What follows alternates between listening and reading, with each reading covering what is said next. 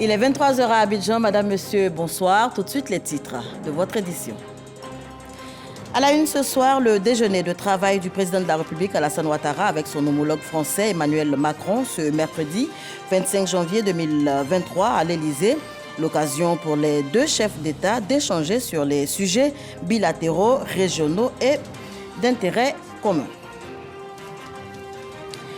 Le vice-président de la République, Témoko Miliet-Koné, est lui à Dakar, au Sénégal, où se tient en ce moment le sommet Dakar 2, un sommet axé sur la nutrition et le développement du secteur agricole.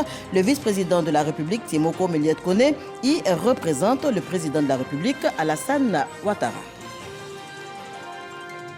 1 milliard de francs CFA pour booster les start-up en Côte d'Ivoire. Le ministre de la Promotion, de la Jeunesse, de l'Insertion professionnelle et du service civique a procédé hier mardi au lancement officiel de Start-up Boost Capital, une initiative de financement de projets start-up pour les jeunes de Côte d'Ivoire.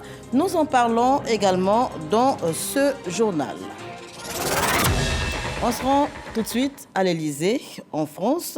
À la une ce soir, je vous le disais, le déjeuner de travail du président de la République, Alassane Ouattara, avec son homologue français, Emmanuel Macron, ce mercredi 25 janvier 2023. L'occasion pour les deux chefs d'État d'échanger sur des sujets bilatéraux et régionaux d'intérêt commun. Ils se sont réjouis du partenariat solide et confiant entre la Côte d'Ivoire et la France, ainsi que leur convergence de vues sur les différents sujets abordés. Nous en parlons avec Awa Touré. Les relations de coopération entre la Côte d'Ivoire et la France sont au beau fixe. Le président de la République, Alassane Ouattara, reçu au palais de l'Élysée ce mercredi pour un déjeuner de travail par son homologue français, Emmanuel Macron. La Côte d'Ivoire et la France ayant plusieurs projets de coopération en cours, les deux chefs d'État ont saisi cette occasion pour faire un large tour d'horizon des relations bilatérales, avant d'évoquer des sujets régionaux d'intérêt commun. Ils se sont par ailleurs félicités du partenariat solide et confiant entre la Côte d'Ivoire et la France, ainsi que de leur convergence de vues sur les différents sujets abordés. Leur dernière rencontre remonte au 16 mai 2022 où le couple présidentiel français a reçu le président de la République Alassane Ouattara et son épouse Dominique Ouattara en marge du Forum des marchés émergents. Alors, on faisait le point donc avec Awa Touré et je vous le disais en titre également, le vice-président de la République Témoko Miliet-Koné est en ce moment, vous le voyez sur ces images, à Dakar, au Sénégal, où se tient le sommet Dakar 2, un sommet axé sur la nutrition et le développement du secteur agricole. Cette rencontre qui enregistre la participation d'une trentaine de chefs d'État se veut le début d'une solution pour permettre donc au continent africain de réduire sa dépendance alimentaire. Le vice-président de la République, Témoko Miliet-Koné, y représente, je vous le disais tantôt, le président de la République, Alassane Ouattara. Il a présenté donc la vision du chef de l'État en matière de nutrition et de développement politique agricole. On parle santé pour poursuivre. Une délégation des Nations Unies contre le sida reçue en audience par le Premier ministre Patrick Hachi. Environ 390 000 personnes vivent, notez-le, en Côte d'Ivoire avec le VIH-Sida, avec une prévalence de 2,9% des 15 à 64 ans. C'est ce que nous dit notre reporter Franck Ouadio. La pandémie est certes en recul, mais la vigilance est de mise. Les échanges entre le Premier ministre et ses hôtes ont porté sur le point de la lutte et le soutien des Nations Unies pour venir donc à bout de cette pandémie. Une rencontre de travail entre le Premier ministre Patrick Hachi et une délégation des États-Unis engagée dans la lutte contre le sida. Aux côtés du coordinateur des États-Unis pour la lutte mondiale contre le sida, John Nkengasong, l'ambassadeur Richard Bell et la coordinatrice résidente du PEPFAR à Abidjan, Biboula Ngamouloumé. Échange autour de la situation de la pandémie du VIH-Sida en Côte d'Ivoire et la nécessité de renforcer la synergie entre les deux pays dans le cadre de la lutte.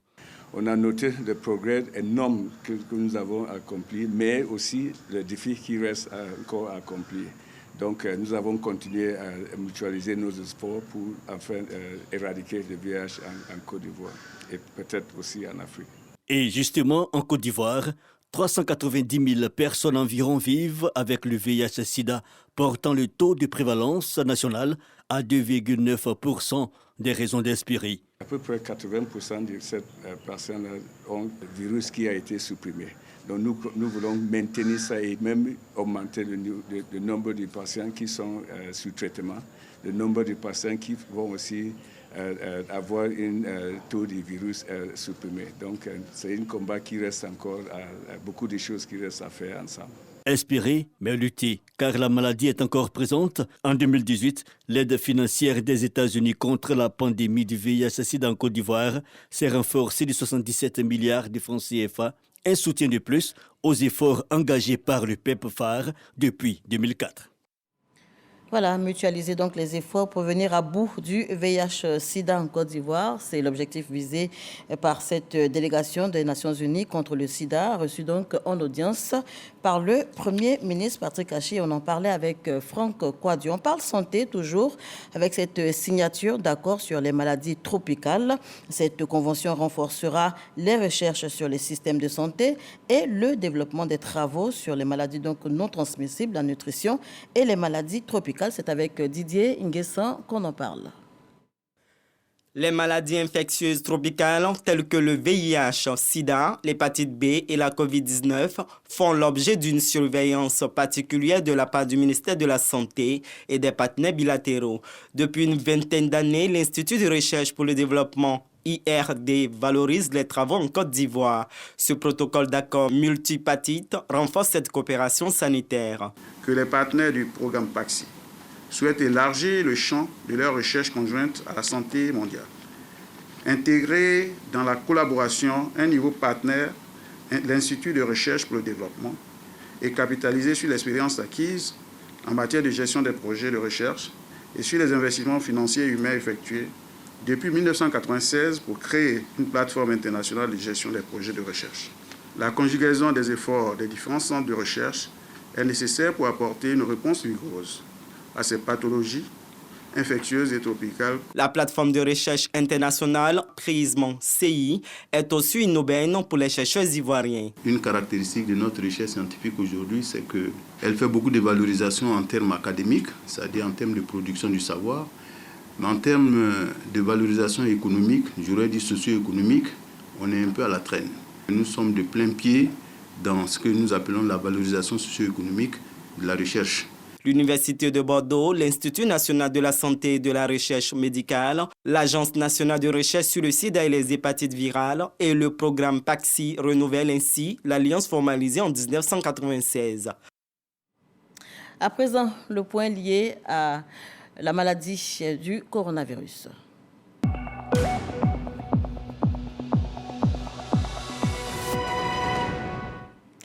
La pandémie continue de sévir. Le ministère de la Santé, de l'Hygiène publique, de la couverture maladie universelle enregistre ce mercredi 25 janvier 2023 3 nouveaux cas de Covid-19, 0 guéris, 0 décès.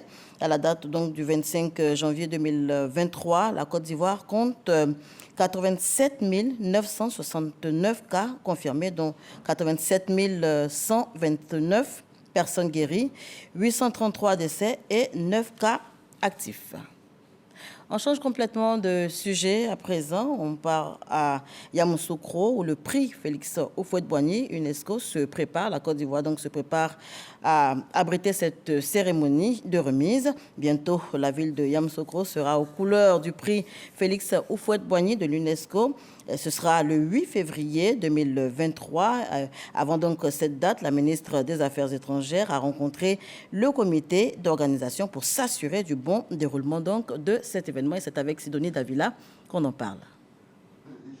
La Côte d'Ivoire prépare la cérémonie de remise du prix Félix Houphouët-Boigny, UNESCO pour la recherche de la paix.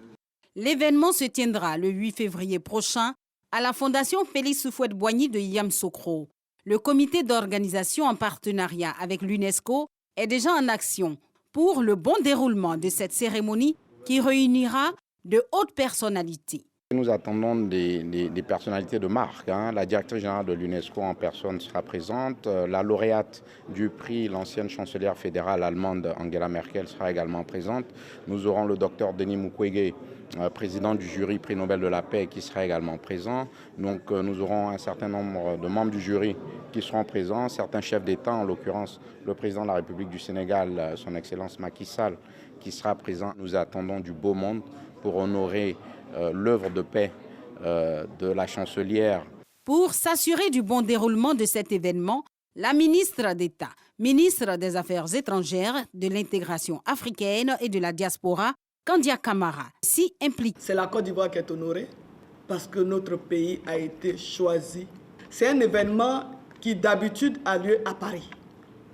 Donc de façon exceptionnelle, la directrice générale a bien voulu accepter que cet événement-là soit organisé en Côte d'Ivoire, à Yamoussoukro, dans la ville natale du président Félix Houphouët-Boigny. Il ne peut pas avoir meilleur hommage au président Houphouët-Boigny que d'organiser cet événement-là 30 ans exactement après son décès. Sécurité, transport, hébergement, communication et mobilisation. Pour Kandia Camara, rien ne doit être négligé quand il s'agit de promouvoir davantage le label Ivoire. C'est un défi pour nous, comité d'organisation. C'est un challenge pour tous les Ivoiriens parce que nous devons montrer que nous sommes heureux et fiers d'abriter cet événement ici, sur notre sol. Nous devons aussi démontrer notre capacité d'organiser les grands événements. La Côte d'Ivoire accueille pour la deuxième fois le prix Félix Houphouët-Boigny pour la recherche de la paix. Il a été créé en 1989. Et cette bonne nouvelle pour les jeunes Ivoiriens, 1 milliard de francs CFA pour booster les start-up. Le ministre de la Promotion de la Jeunesse, de l'Insertion professionnelle et du Service civique a procédé hier mardi au lancement officiel de l'initiative Start-up Boost Capital, une initiative de financement donc de projets start-up pour les jeunes Ivoiriens. Cérémonie doublée d'une signature de convention tripartite entre l'Agence Emploi Jeunes et CI20, également Finel, des partenaires justement engagés à soutenir l'insertion jeune dans le pays. 2023, année de la jeunesse, annoncée par le président de la République, Alassane Ouattara. Les retombées se font déjà sentir au ministère de la Promotion de la Jeunesse, de l'Insertion des Jeunes et du Service civique. Une enveloppe d'1 milliard de francs CFA décaissée pour booster les start-up en Côte d'Ivoire. Ce milliard sera donc à la disposition de toutes les start-up. Un comité de sélection sera mis en place avec vous-même et d'autres experts. Et ce comité, qui intégrera donc le ministère de la Promotion de la Jeunesse, le ministère de l'économie numérique, va périodiquement analyser les plans d'affaires donc des jeunes et les meilleurs donc seront financés, en tout cas ceux qui apporteront des solutions innovantes et qui vont démontrer une forte capacité donc de création d'entreprises. Il faut aller très vite pour que les projets soient reçus et que les premiers financements se mettent en place. Un capital pour accélérer les activités des start-upers ivoiriens.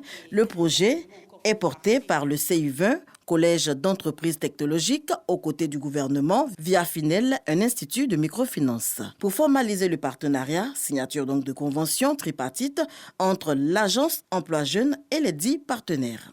Le ministre de la Communication et de l'économie numérique soutient l'initiative.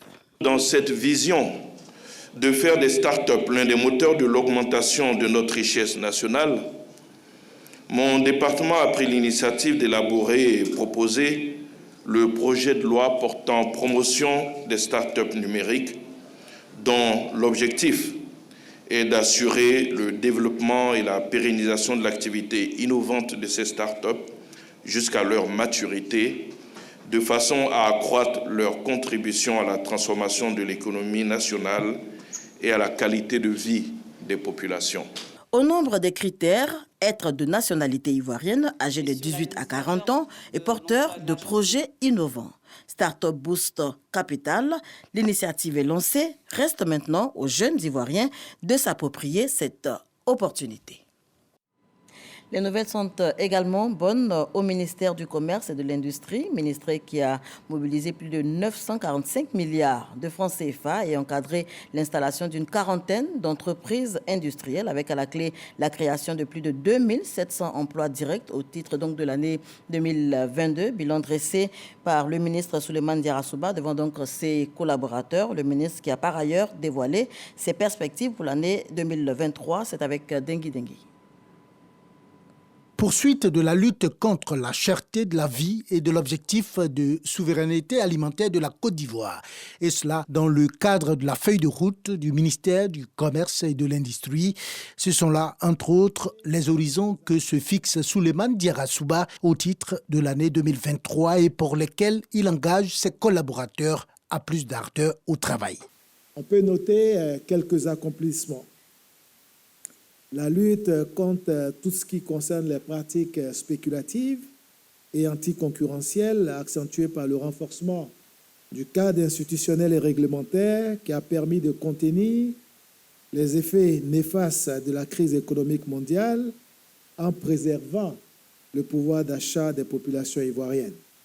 Par ailleurs, le ministère du Commerce et de l'Industrie revendique un bilan satisfaisant selon les termes des agents de ce département. Pour l'année 2023, au niveau de nos activités, la primauté sera accordée aux réformes et aux projets majeurs inscrits sur la feuille de route de notre ministère.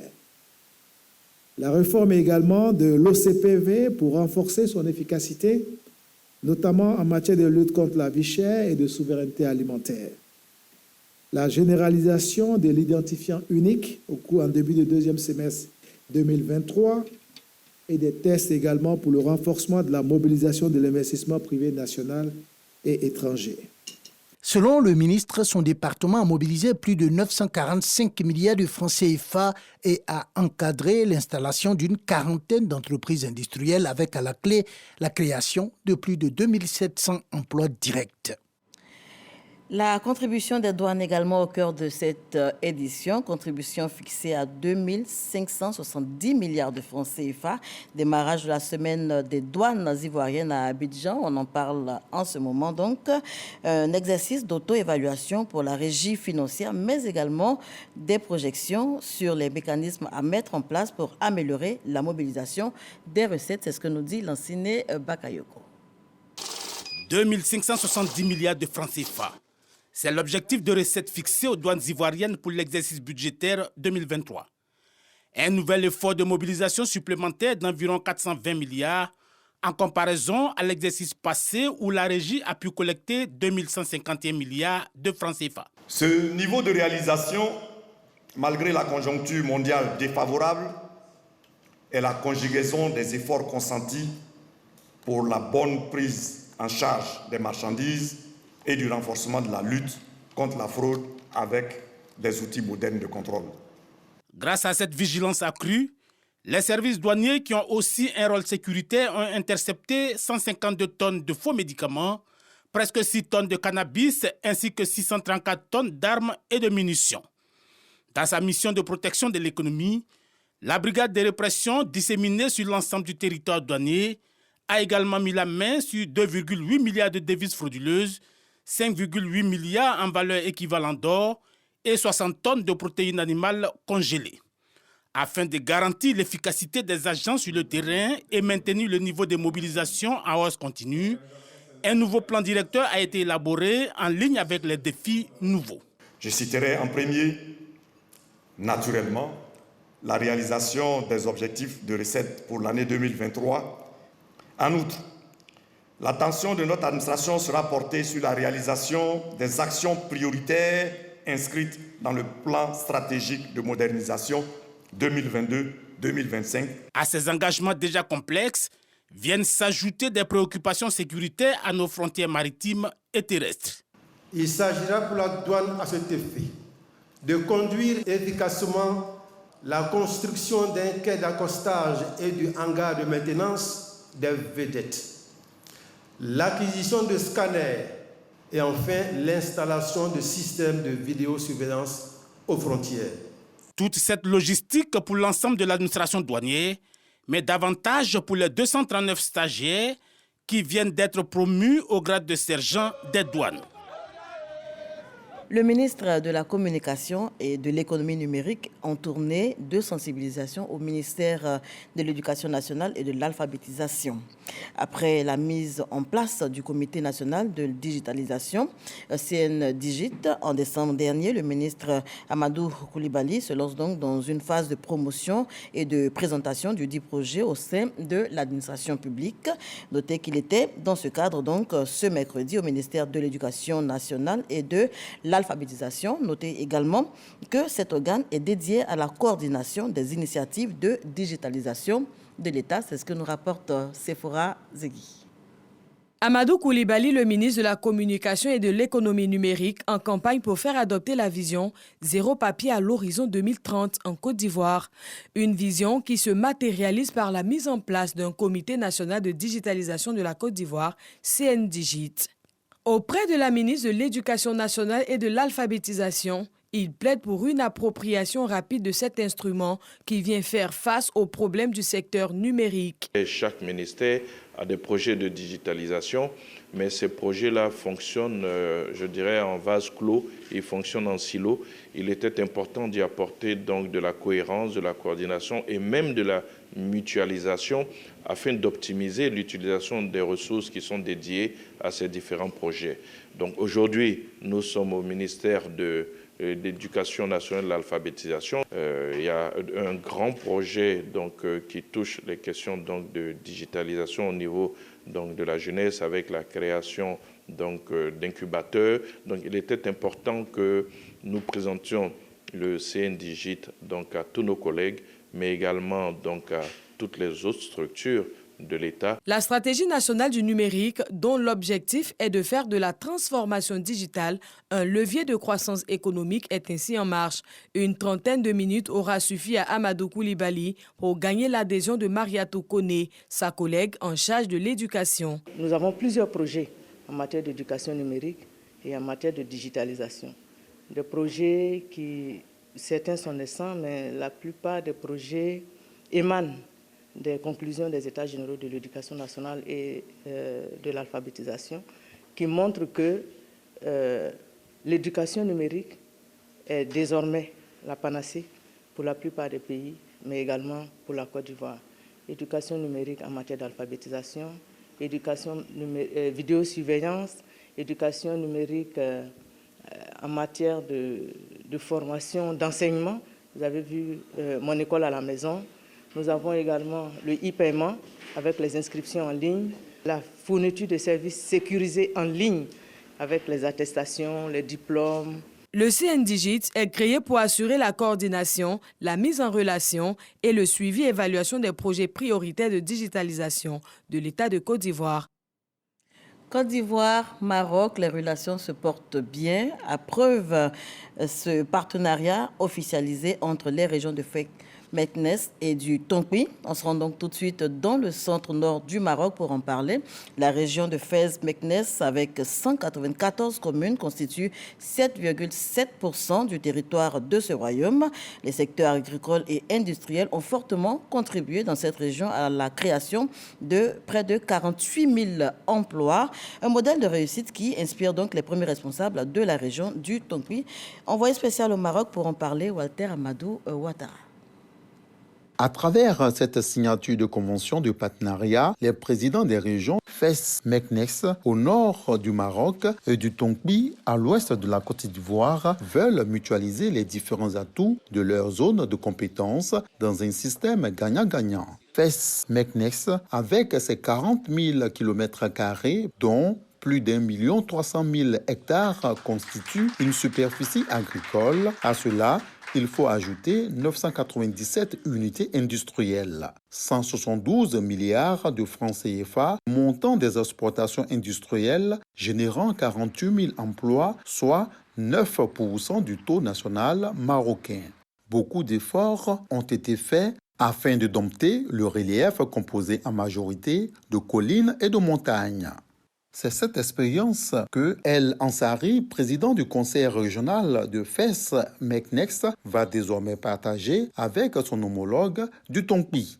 Très ravi de passer cette convention pour promouvoir notre relationnel sur plusieurs plans, à savoir les intérêts communs qui collaborent au développement de nos deux régions, qui collaborent au développement humain. Et on s'est mis d'accord de commencer notre collaboration dans un premier plan sur le côté agricole. Docteur Albert Abdallah Touakeus Mabri, président de la région du Tongbi, place beaucoup d'espoir en cette coopération sud-sud. L'emploi des jeunes est l'une de ses principales priorités. Les relations très anciennes entre le Royaume du Maroc et la Côte d'Ivoire sont aujourd'hui au plan politique et au plan économique en train d'être consolidées par Sa Majesté le roi du Maroc et le président de la République, son Excellence M. Alassane Ouattara. Il nous appartient en tant que président de collectivité de donner suite donc à cette coopération. Il y a le tourisme qui est porteur d'emploi également chez nous et puis il y a les échanges commerciaux. Parce que nous sommes un carrefour. Je pense que si la région de Fès-Meknès, son secteur public et son secteur privé nous accompagnent dans le développement local, nous aurons une belle opportunité d'offrir un peu plus d'emploi à nos jeunes. Une visite guidée du siège du conseil régional de Fès-Meknès et la présentation des attributs des membres présents ont permis à la délégation ivoirienne de s'imprégner du modèle de fonctionnement de la collectivité décentralisée marocaine. Et de Fès-Meknès, on se rend à Bayota. Bientôt, une centrale solaire donc va voir le jour là-bas. Le ministre-gouverneur du district du Godibois, Louis-André Dakouri-Tablé, multiplie les initiatives de coopération internationale afin donc de faire de ce district autonome un pôle économique et industriel profitable à ses populations. Le 17 janvier dernier, il a reçu un groupe d'investisseurs européens spécialisés donc dans l'énergie solaire. Avec eux, il a évoqué l'opportunité d'installer une centrale solaire à Bayota. Explication Jean-Marc Diadi.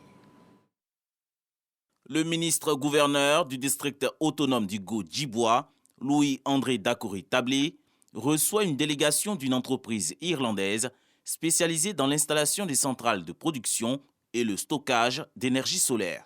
Une visite pour parler de développement. Louis-André Dakouri-Tablé veut améliorer la couverture en électricité des localités de son district. Avec la délégation conduite par le ministre Alcide Djedje, il évoque la mise en œuvre d'un premier projet d'envergure. Il s'agit de l'implantation d'une centrale électrique dans la ville de Bayota. Cette centrale aura une capacité de production d'électricité estimée à 12 MWh et permettra d'alimenter des centaines de foyers. Paul Larkin, directeur du développement international de cette holding, affiche tout l'intérêt de son groupe pour la mise en œuvre de ce projet dans le Godibois. Au-delà du gain qualitatif qu'apporte une meilleure couverture en électricité, il indique que c'est aussi une source de création d'emplois et d'autonomisation. Un site de 24 hectares a déjà été identifié pour l'installation de cette première centrale solaire. On poursuit en images, cette fois sur le terrain politique. Pierre Magne, désormais membre du RHDP. Pierre Magne rejoint la grande famille des oufouettistes. Il l'a rejoint donc ce mercredi en présence du secrétaire exécutif du RHDP, Cissé Bakongo. Il a fait une déclaration. C'était en présence du président du secrétaire exécutif du RHDP, mais également des cadres du parti. Le tout nouveau membre affiche donc sa joie et sa volonté d'accompagner le président de la République, Alassane Ouattara, dans les œuvres de développement entamées dans le pays, en vue donc de contribuer au bien-être des populations. Toujours sur le terrain politique, on parle maintenant fête. Le peuple ayali reconnaissant au président de la République, Alassane Ouattara, pour ses actions en faveur du développement. Samedi 21 janvier dernier, les populations des sous-préfectures de Brobo, Mamini et Bunda, dans le département de Bouaké, ont organisé une journée hommage au chef de l'État. Un vibrant hommage pour donc ses actions en faveur de la paix et du développement. On en parle avec Soro Corona. Le peuple ayali des sous-préfectures de Mamini, Bunda et Brobo célèbre le président de la République, Alassane Ouattara, pour ses nombreuses actions de développement. C'est la place d'Ibi Kwaku Georges qui abrite cette cérémonie d'hommage initié par la mutuelle de développement pour le peuple à Ali. Occasion pour les populations de Brobo de remercier également Liu Kwakwa Bounoua, cadre du RHDP, pour son engagement en faveur du développement de Brobo. Inviter les uns les autres à comprendre que le développement rime avec l'union.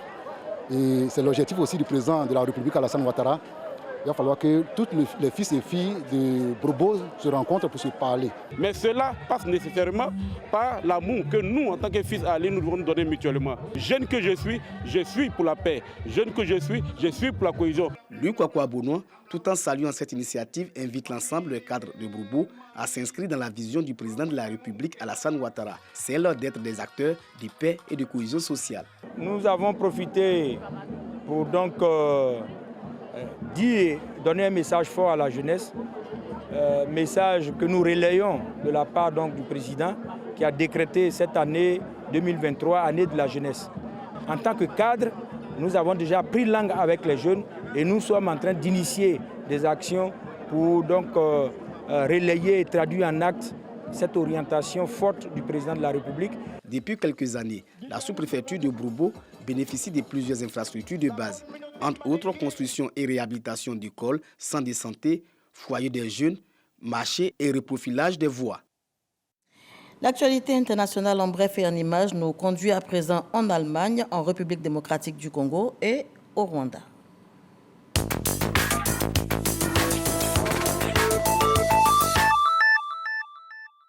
De nouvelles tensions à la frontière entre le Rwanda et la RDC, République démocratique du Congo. Le Rwanda accuse une nouvelle fois l'un des avions d'attaque congolais de type Sukhoi 25 d'avoir violé son espace aérien, menant à une réponse militaire. De son côté, Kinshasa rejette toutes les accusations du survol de l'espace aérien rwandais. Le gouvernement congolais parle d'une énième attaque du Rwanda et d'une action délibérée d'agression qui équivaut à un acte de guerre.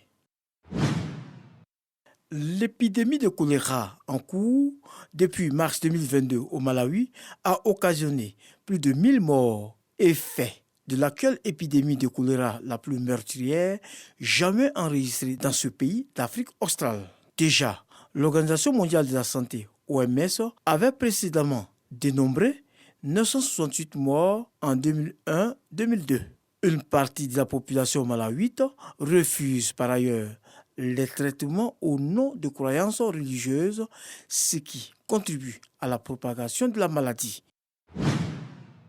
L'Allemagne va livrer à l'Ukraine 14 chars Léopard 2 à 6 provenant des stocks de l'armée nationale de la République fédérale. Et elle va autoriser les pays qui le souhaitent à fournir à Kiev les blindés qu'ils détiennent. L'annonce a été faite à l'issue du Conseil des ministres mercredi matin. L'objectif est de constituer rapidement 2 bataillons de chars équipés de chars Léopard 2 pour l'Ukraine.